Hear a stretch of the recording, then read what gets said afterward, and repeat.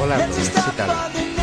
Comenzamos hoy un nuevo tema en el que nos centraremos principalmente en la programación en SCADA y en Autómata de los objetos de tipo selector manual auto, así como en los pulsadores SCADA que vamos a utilizar para provocar en manual el arranque y paro de dispositivos.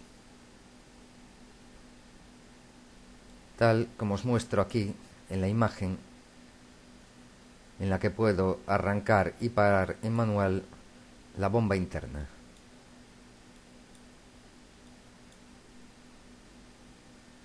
Además de esto, se tratarán más temas, como por ejemplo el arranque escalonado de dispositivos tras un corte de alimentación, como el que estáis viendo ahora, que si os fijáis no arrancan todos los motores a la vez.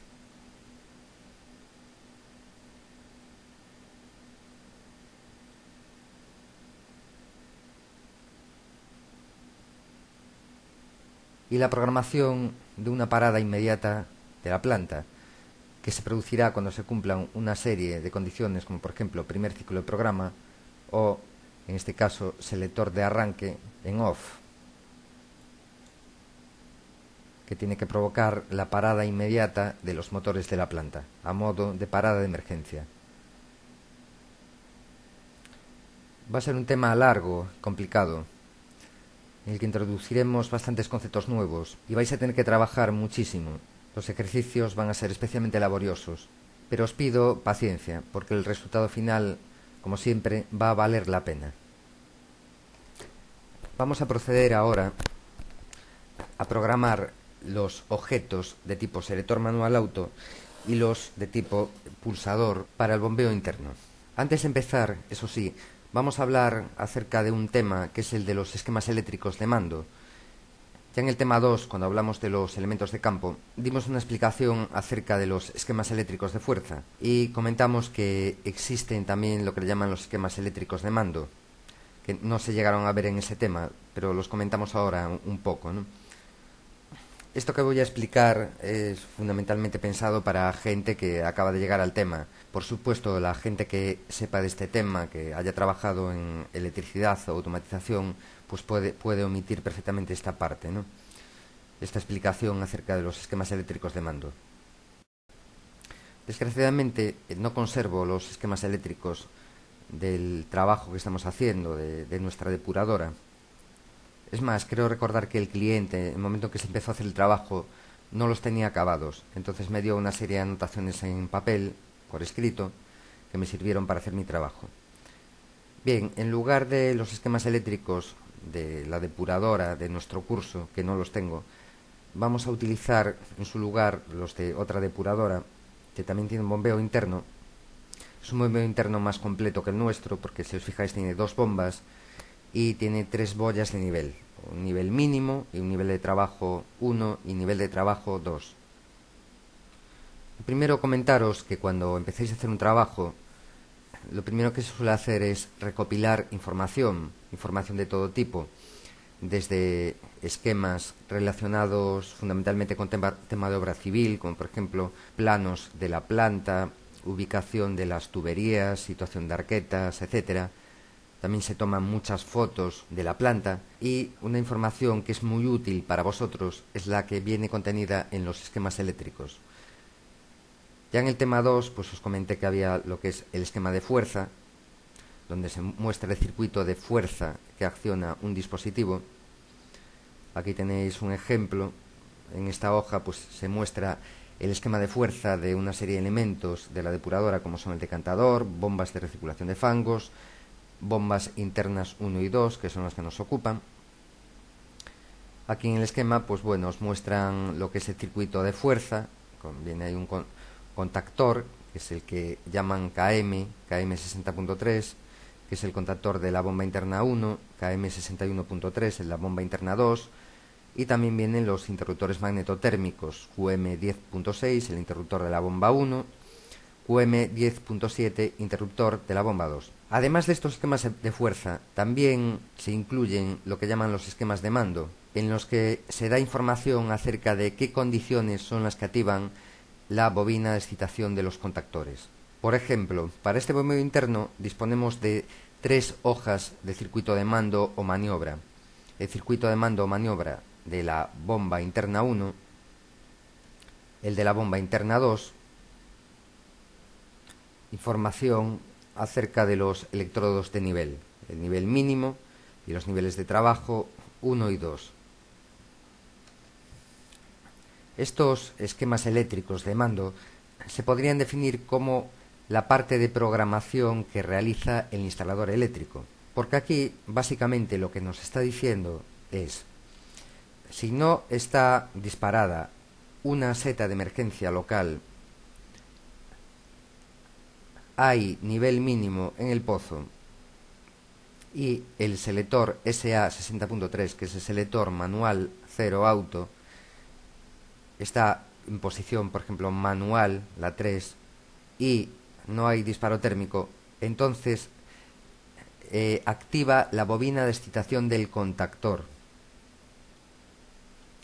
KM60.3, que, como veis en el esquema de fuerza, es el contactor que acciona el motor de la bomba interna número 1. Además, también nos está diciendo si no está activa la seta de emergencia local, si hay nivel mínimo en el pozo, si el selector manual 0 auto está en posición automático y la salida a 11.0 del PLC del autómata está activa y no hay disparo térmico, entonces también activa el contactor KM60.3, o sea, activa su bobina de excitación.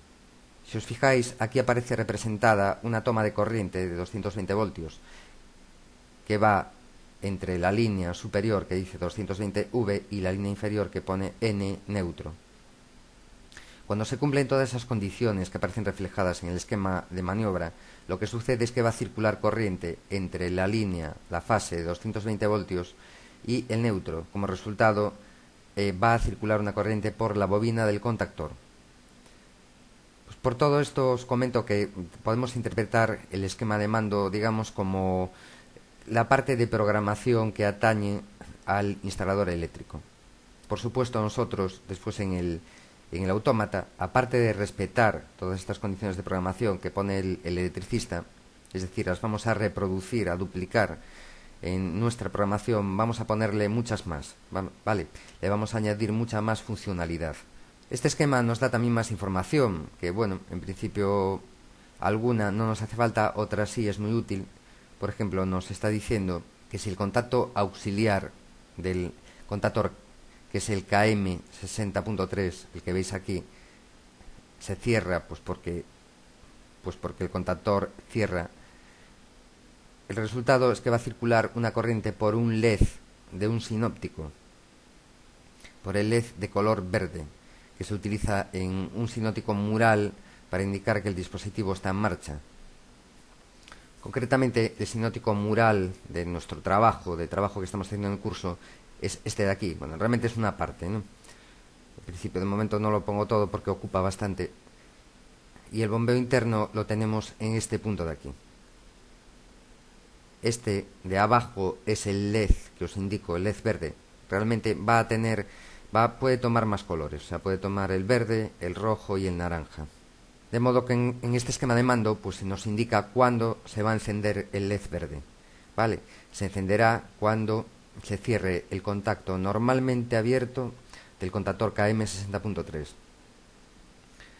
De la misma forma, se nos indica que el LED rojo de alarma se encenderá cuando se dispare el térmico QM10.6. Si os digo la verdad, yo no acabo de entender muy bien la representación que escogieron aquí. Me refiero en el sentido de contacto normalmente cerrado y normalmente abierto del térmico QM10.6. En fin, tampoco soy electricista, ¿no? Entonces lo más seguro es que hay algo que no estoy teniendo en cuenta ahora mismo. No, solo comentaros que utilizan una nomenclatura para los contactos de los térmicos y de los contactores. Por ejemplo, veis que este número, el 1, 2 y el 3 y 4, en electricidad siguen el convenio de asignarle a los contactos normalmente cerrados los números 1 y 2 y a los normalmente abiertos 3 y 4. Es decir, por ejemplo, en el caso del contactor, mientras la bobina del contactor no esté excitada, este contacto 13-14, que es normalmente abierto, va a estar abierto. En el momento en que haya excitación de la bobina, este contacto va a cerrar. Por otra parte, hay otro tipo de contacto que le llaman normalmente cerrado, que funciona al revés. Mientras no hay excitación de la bobina, el contacto está cerrado. Ahora bien, cuando pasa a estar excitada la bobina, el contacto abre. En el caso del térmico, pues han cogido para iluminar el LED rojo un contacto normalmente cerrado. Claro, tal como lo entiendo yo, entiendo que en el momento de producirse el disparo térmico, este contacto, que normalmente está cerrado, cuando se produce el disparo térmico, abre. Vale, seguramente hay algo que estoy yo diciendo mal, interpretando mal acerca del térmico, porque si no, no tiene mucho sentido. O sea, lo que nos interesa ahí es un contacto que cuando se produzca la alarma, cierre, y al cerrar se ilumine el LED rojo. Por tanto, ya os digo, seguro que hay algo que no estoy teniendo en cuenta. En principio no os tiene que preocupar mucho, o sea, a vosotros como programadores no os afecta. Lo único que necesitáis saber es que este contacto de aquí lo han escogido de tal forma que cuando se produce el térmico va a cerrar, ¿vale? Y va a iluminar el LED rojo. Y este otro contacto de aquí va a hacer al revés. Cuando se produzca la alarma va a abrir, con lo cual nos va a cortar la bobina del contactor. Para dudas acerca de simbología eléctrica, contactos normalmente abiertos, térmicos, contactores, etcétera, os remito, como ya hice en el tema 2, a páginas de internet. Concretamente hay una bastante buena, con una serie de documentos bastante didácticos, que está en el Ministerio de Educación y Cultura, que es esta que veis aquí. Vale, aquí vais a encontrar muchísima información. De hecho, hay documentos muy buenos. Hay uno en el que se habla acerca de los esquemas de mando y de fuerza, que es esto que estamos explicando. Nos aparece aquí detallado un esquema de mando similar al que estamos viendo. Os fijáis que aquí siguen para iluminación de los LEDs el convenio que os decía yo en un principio, es decir, cogen un contacto normalmente abierto para el térmico, de tal forma que en el momento en que se produce la alarma, el contacto cierra e ilumina el LED. Para la activación de la bobina del contactor, pues coge un contacto normalmente cerrado, que va a hacer al revés, ¿no? Bien, surge ahora la duda, o sea, viendo este esquema eléctrico, de qué es este contacto que pone K62.8. Este contacto viene explicado en la tercera página de los esquemas de mando, donde explican el conexionado de los medidores de nivel. K62.8 pues es un contacto retardado de la sonda de nivel mínimo, como se indica aquí a la derecha. Aquí lo que nos está diciendo es que cuando la boya, o sea, el nivel mínimo, perdón, el electrodo de nivel mínimo se acciona porque hay nivel, lo que va a suceder es que se va a excitar la bobina de un relé retardado a la conexión. Transcurrido el tiempo que le hayan parametrizado al relé, vale, va a cerrar este contacto de aquí y nos va a activar K62.8, que es este contacto de aquí, ¿vale? De tal forma que el electricista está poniendo como condición que para que se active la bomba, una de las condiciones es que tiene que haber nivel mínimo en el tanque. Esa condición yo la voy a respetar en mi programa, en mi programación de la orden de activación de la bomba interna, ¿eh?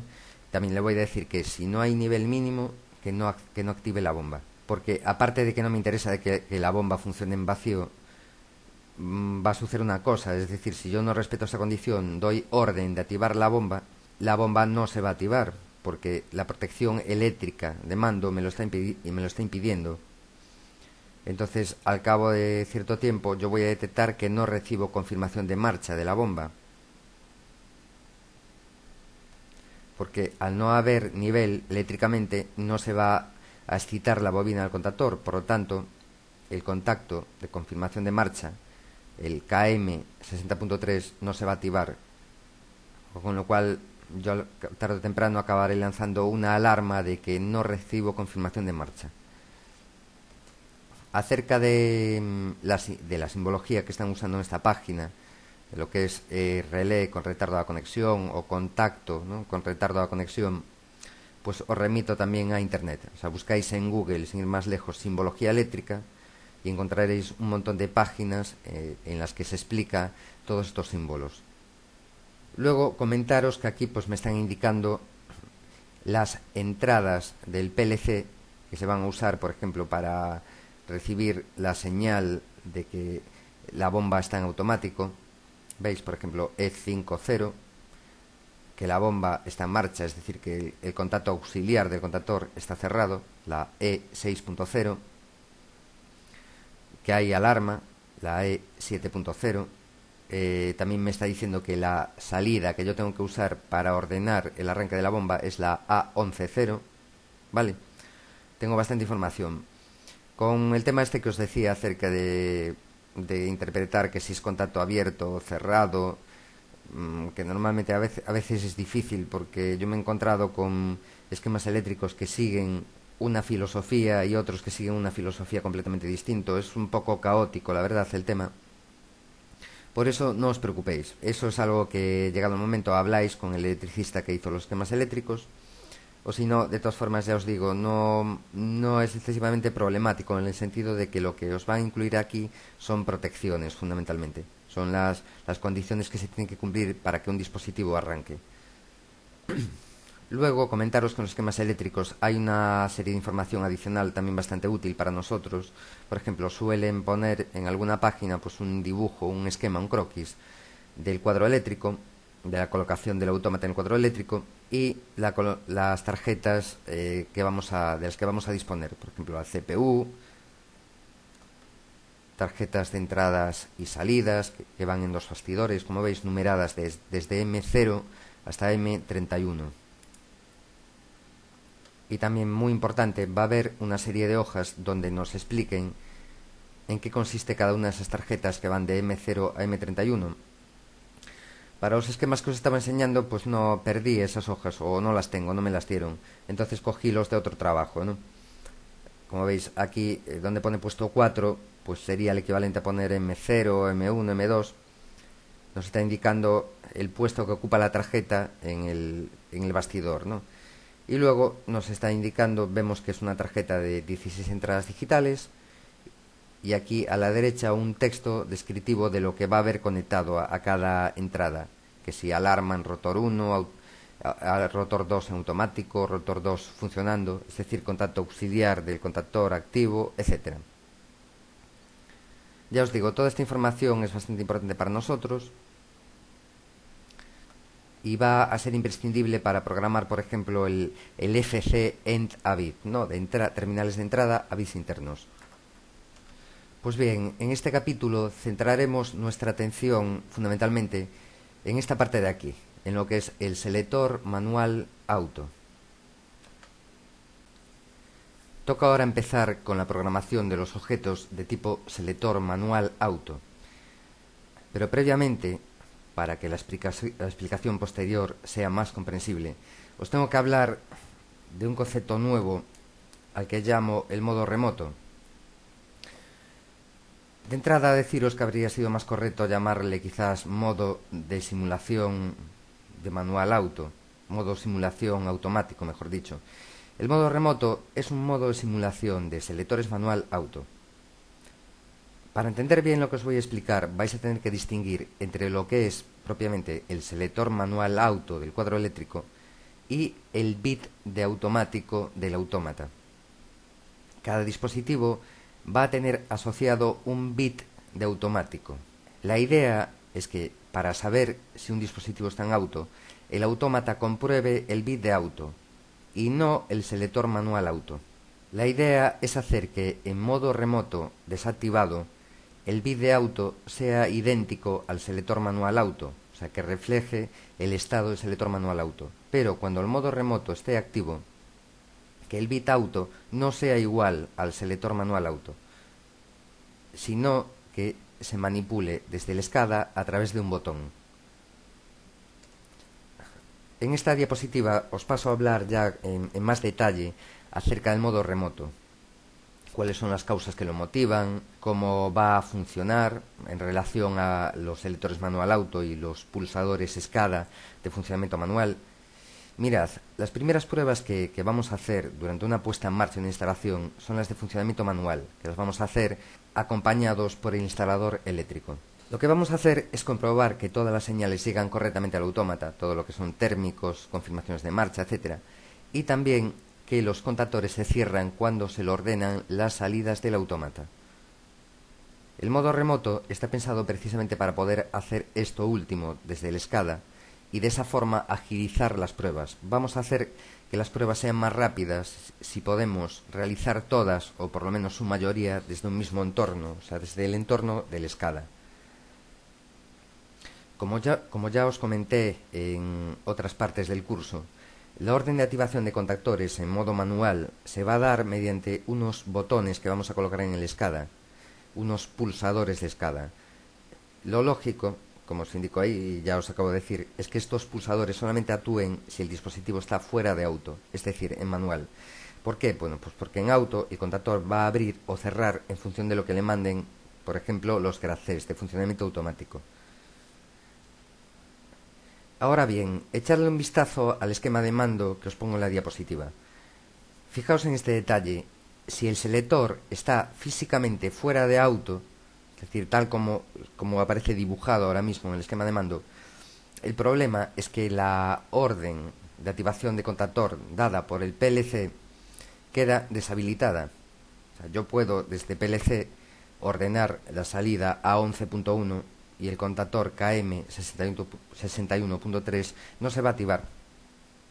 Vale, entonces de alguna forma tenemos que habilitar una separación entre lo que es el selector manual auto y el modo de funcionamiento del dispositivo, es decir, el bit de auto. Además, definimos un modo remoto, en el cual el bit de auto no se va a actualizar con lo que haya en la entrada digital a la que va conectado el selector, sino que se va a actualizar a través de un botón que vamos a colocar en el SCADA. De tal forma que en nuestro modo de operación para poder activar contactores en manual, para poder hacer las pruebas de funcionamiento manual, va a ser el siguiente. Vamos a colocar el selector de turno en automático. A continuación habilitamos el modo remoto, con lo cual vamos a poder manipular desde el SCADA el estado del bit auto. Lo vamos a poner en manual. Y a continuación vamos a activar el pulsador SCADA para que arranque el motor. Cuando acabemos de hacer nuestras pruebas, pondremos el modo remoto a off y entonces los bits auto ya se actualizarán con lo que haya en el selector manual auto. Hecha esta introducción acerca del modo remoto, podemos pasar ya a programar los selectores de manual auto, los objetos de tipo selector manual auto y los objetos de tipo pulsador SCADA. Empezamos por los de tipo manual auto, concretamente con la programación del autómata. Lo primero que tenemos que hacer es, en el tema de estructuración de memoria, tenemos que crear una zona de marcas para los bits de auto. ¿Vale? Cada bit va a corresponder a un dispositivo. Yo ya la tengo creada, o sea, como siempre en el índice, pues creé el concepto, autos, que empieza en el byte 110, acaba en 122, 100 bits de reserva. Pensad que va a haber un bit de auto por cada dispositivo, es decir, un bit por cada salida. Entonces yo tengo una reserva de 100 dispositivos para el tema de salidas.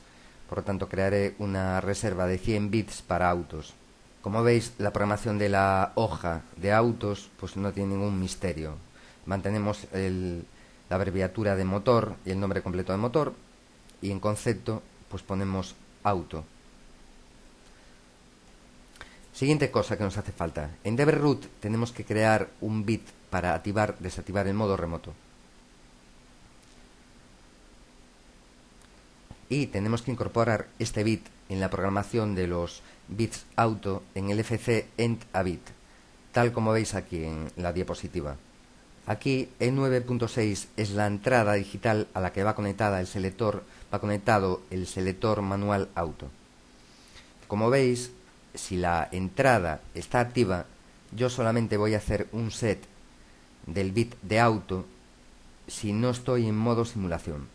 Por otra parte, independientemente de que tenga o no activo el modo simulación, si el selector está fuera de automático, tengo que borrar el bit de auto, porque a la hora de hacer las pruebas de funcionamiento manual, esto me va a ahorrar confusiones, ¿no? y en último término me va a ahorrar tiempo.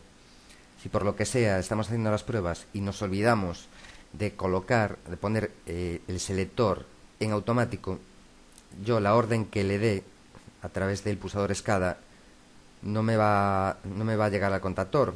En tal caso prefiero que se me borre el bit de automático, ¿no? Entonces yo veré que tengo el bit de automático borrado porque me aparece en manual el objeto del SCADA. Entonces intentaré ponerlo en automático pulsando sobre él y veré que no cambia. Al ver que no cambia ya me voy a dar cuenta que es que en el cuadro eléctrico el selector está fuera de automático. Por tanto, iré al selector y lo pondré en automático. Seguiré haciendo las pruebas. Sigamos. Toca ahora programar el SCADA. Lo primero que vais a hacer es crear una lista de texto que se va a llamar listManOut. Va a estar asociada al bit de auto, ¿no?, de cada dispositivo. De tal forma que si el bit de auto está en 0, la lista valdrá M de manual. Mientras que si el bit de auto está en 1, la lista valdrá A de automático. Siguiente cosa. Tenemos que crear un botón en la cabecera para desactivar el modo remoto. Este botón solamente va a ser visible al grupo de administradores, porque ningún operario de la planta, ningún jefe de planta, ni siquiera un supervisor debe tener acceso a este botón. Este botón es solamente para el programador y para el instalador eléctrico.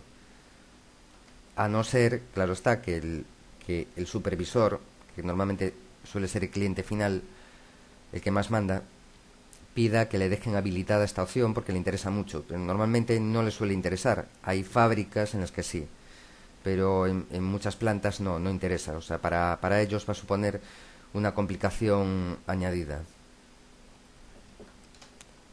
Así pues, coloco en la cabecera el botón REM para activar y desactivar el modo remoto. Veis que, por variar un poco, he cogido un objeto del tipo interruptor, que es este que veis aquí a la izquierda en los objetos básicos. Le he asociado la variable de Berroot modRem, que previamente he creado en dberroot en la posición 1.1 y que lógicamente también la he declarado como tag del SCADA. Le he fijado una animación de apariencia para que cambie de color en función del valor de modRem y una animación de visibilidad para que únicamente sea visible al grupo de administradores, nada más. A continuación vamos a crear un bit interno en el SCADA. Se va a llamar verSel, de ver selectores, para controlar la visibilidad de los objetos de tipo manual auto. También creamos un botón en la cabecera para activarlo o desactivarlo. Si no pudiéramos controlar la visibilidad de los objetos de tipo manual auto, el resultado es que en la pantalla de sinóptico tendríamos muchísima información. Vale, tenemos que habilitar alguna forma de ver toda esa información en determinados momentos, cuando nos haga falta, y cuando no, pues poder ocultarla y tener de esa forma un sinóptico mucho más limpio y de aspecto más sencillo. De modo que creo en la cabecera este botón, al que llame I2, que es el que actúa sobre la variable verSel. Le pongo una animación de apariencia, como hice con el botón REM, para que cambie de color, ¿no?, en función del estado del bit verSel. Y como he escogido un interruptor, no tengo que tocarle al evento click, sino únicamente a la propiedad general, variable de proceso. El interruptor, al fin y al cabo, no es más que un botón que tiene ya incorporado el método de invertir bit en variable, ¿no?, con lo cual no nos va a hacer falta programar el evento click. Y ahora toca el momento de crear los objetos de tipo manual auto, que son estos cuadraditos con los textos M y A que aparecen aquí a la derecha, enmarcados en el óvalo de color amarillo. vamos a colocar un botón por cada bit auto, ¿vale? Vamos a construir nuestro objeto manual auto a partir de un botón. Vamos a ponerle el texto en modo lista de texto para que dependa del bit auto y de la lista manual auto que creamos. ¿Veis? Tengo aquí el botón, es este que dice M. Aquí lo tenemos. En la propiedad general texto le indico que el modo sea lista de texto.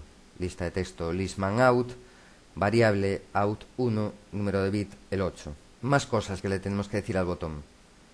Tenemos que decir animación de apariencia en función del bit auto.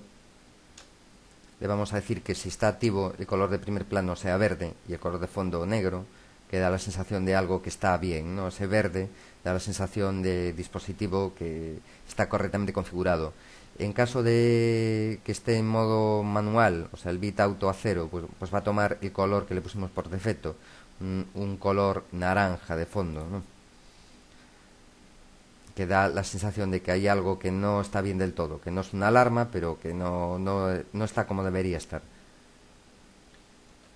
Siguiente cosa, obviamente, animación de visibilidad dependiente de VerCell, que es el bit a que le pusimos un botón en la cabecera para ocultar o mostrar todos los selectores de manual auto de la planta. Pues aquí está la animación de visibilidad. Más cosas. Animación de activar objeto. Vamos a hacer que el objeto esté activo si, solo si, el modo remoto está activo. Es decir, que el script del evento onClick solamente se ejecute en modo remoto. He aquí la programación de activar objeto. Y ya para terminar, evidentemente, le tenemos que colocar un script en el evento click que consista en invertir el bit de auto con cada pulsación que hagamos sobre el botón.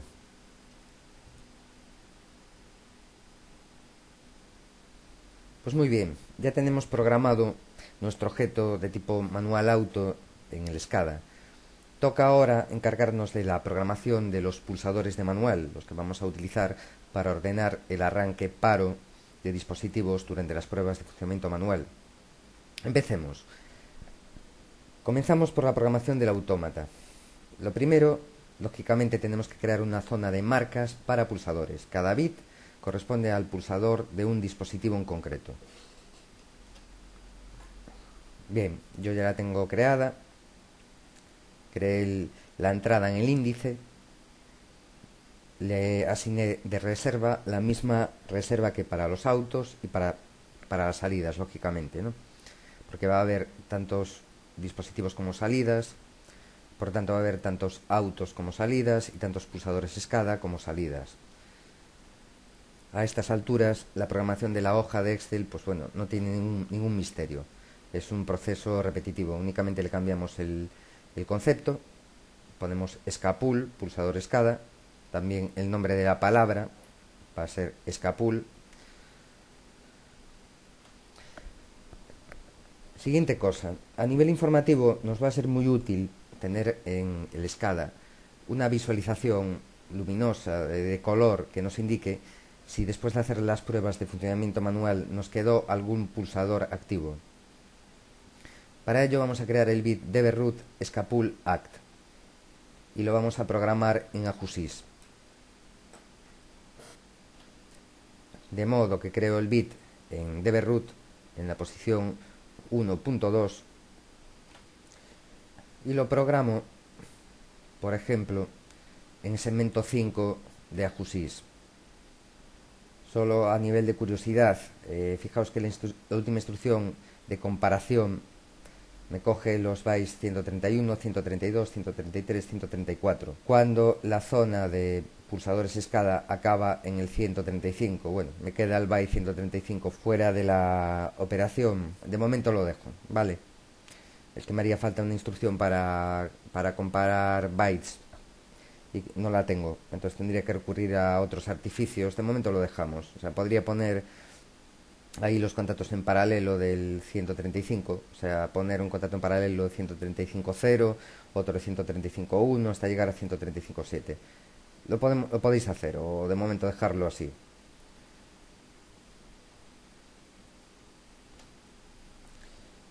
Bien, seguidamente lo que tenemos que hacer es programar los pulsadores y bit auto en LFC salidas. De momento, como sabéis, pues teníamos una programación provisional en la que decíamos que la bomba pues se activaba cuando había nivel, se desactivaba cuando no había nivel. Ahora eso ya lo podemos corregir, ¿eh? O sea, tal como veis ahí en la diapositiva. Veis, yo ya lo tengo programado.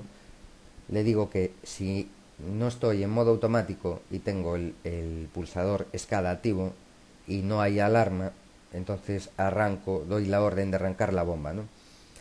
Por otra parte, digo, si estoy en modo automático y de momento no tengo ninguna condición porque todavía no programé el gracé de funcionamiento automático de la bomba interna, entonces provisionalmente le pongo DBRoot off, o sea, siempre a cero. Con lo cual, en automático de momento nunca se nos va a activar la bomba, solamente en manual cuando accionemos el pulsador SCADA. Toca ahora programar el SCADA. De la misma forma que creamos un bit para habilitar la visualización de todos los selectores manual auto, vamos a crear un bit para habilitar la visualización de todos los pulsadores SCADA, por los mismos motivos por los que creamos el bit VerSel. También vamos a poner un botón en la cabecera para activarlo, desactivarlo. También va a ser un botón visible únicamente al grupo de administradores, nada más. De modo que en la cabecera pues coloco el botón I3. También es un interruptor como el I2 que actúa sobre el bit verpool, una variable interna SCADA que he creado previamente, ¿no? Como siempre, le pongo una animación de apariencia para saber si tengo activo el bit verpool y una animación de visibilidad, o sea que el botón únicamente sea visible para todos aquellos usuarios que pertenezcan a un grupo mayor o igual que el 9. Ahora también en la cabecera voy a crear un botón para ver cómo está el bit de Berroot Scapul Act, que es el que me dice si me quedó algún pulsador SCADA activo, ¿no? Va a ser visible solamente para administradores. Lo tenéis aquí, es este botón al que llame Pull, con su animación de apariencia, la animación de visibilidad de la que hablábamos, y finalmente en los eventos, en el evento click, le metemos una instrucción que es nueva para vosotros, está en el grupo cálculo, o sea, instrucciones de cálculo, que se llama fijar valor.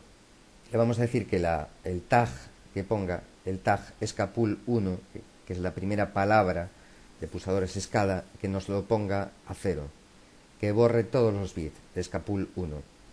Previamente, claro, hubo que definir como tag escapul 1. Como siempre, para definirlo sacamos los datos de la tabla de Excel, ¿no? Ahora lo lógico sería poner a continuación de esta instrucción de fijar valor para escapul 1, poner la misma instrucción fijar valor pero para escapul 2, escapul 3, etcétera, ¿no? Hasta cubrir todo el área de pulsadores SCADA. Vamos a hacerlo. Y de paso, esto me va a servir para hablaros acerca de un problema que se nos está presentando ya ahora, ¿no? Que tiene que ver con el final del área. Que ya nos surgió ese problema cuando programamos la activación del botón que nos indica si nos quedó algún pulsador manual activo. Vale, que es el problema que teníamos con el último byte. Todo que creo las palabras que me hacen falta en la definición de variables de índice flexible, va desde scapul 2 hasta scapul 6, y programo el botón pull como os indico aquí, ¿no? Añadiendo instrucciones de fijar valor. Es muy fácil añadirlo. Yo realmente lo que hice fue seleccioné la primera instrucción pinchando aquí donde pone 1, ¿veis?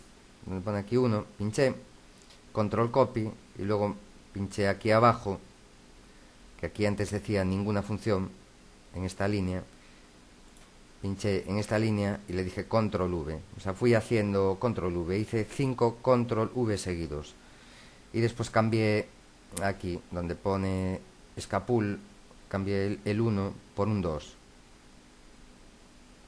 Muy fácil, o sea, F2, ya es que es directo, F2, borro el 2, Ahora voy a poner un 2 otra vez, evidentemente. Así de sencillo.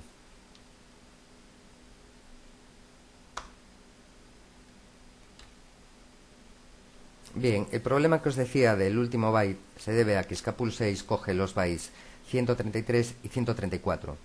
Pero la zona Scapul acaba en el 135. Vale, nos queda un byte descolgado. Teniendo en cuenta este problema que tenemos en el SCADA y el que tuvimos en el autómata, ya vemos en este punto que lo lógico es haber utilizado una reserva que fuera múltiplo de 16 bits, ¿vale? Para que no nos quede ningún byte descolgado que no pertenezca a ninguna palabra. Estos son los fallos típicos que se nos presentan en la etapa inicial de diseño, y lo lógico es precisamente corregirlos en esta etapa.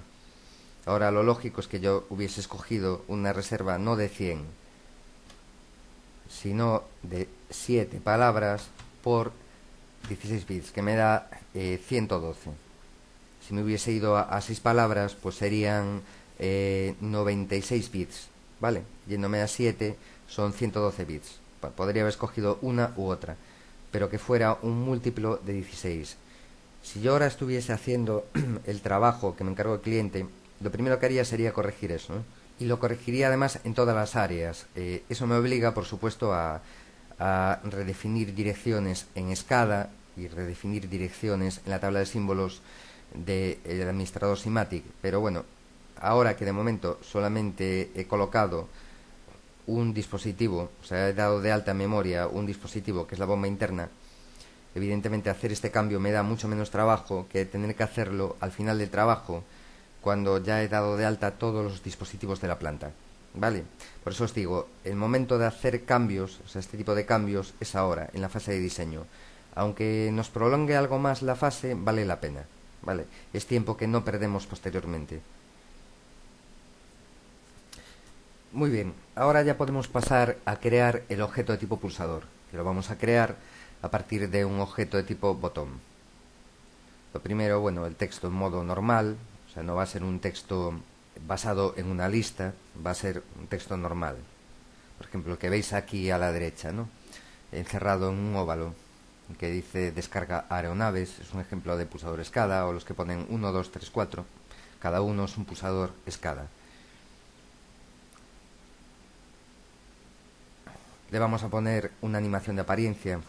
El botón es este de aquí.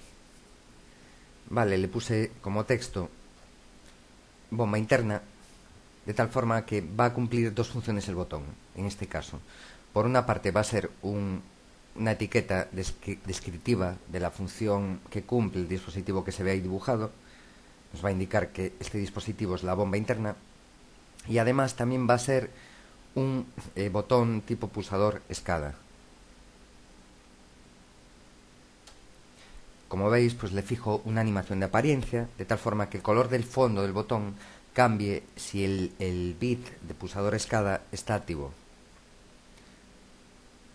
Le pongo también una animación de activar objeto, para que este objeto solamente esté activo si el usuario actual es un administrador. Si no es un administrador, yo lo que no quiero es que si por accidente pulsa encima del texto que dice bomba interna, se active el pulsador SCADA. Eso no lo quiero, ¿vale? Por eso le pongo la animación de activar objeto. No le toco a la animación de visibilidad. Hay casos en los que sí, le tengo que tocar. A ver, diréis vosotros, entonces ¿para qué creaste el bit ver pool? Bien, es que va a haber casos en los que me haga falta el bit ver pool. En este caso no hace falta. Pero hay casos en los que a lo mejor sucede que el color de fondo no es uniforme. En este caso no hace falta, porque el color de fondo es uniforme. Vale. Entonces, con este simple truquito de darle de color de fondo al botón el mismo color de fondo que el sinótico, está solucionado el tema. Pero, si imaginaos que en esta zona del sinótico el color fuese un degradado, por ejemplo, si yo le dejo al botón el color de fondo que tiene ahora mismo y lo dejo visible el botón, pues el resultado sería feo. Lo vamos a comprobar ahora en un momento.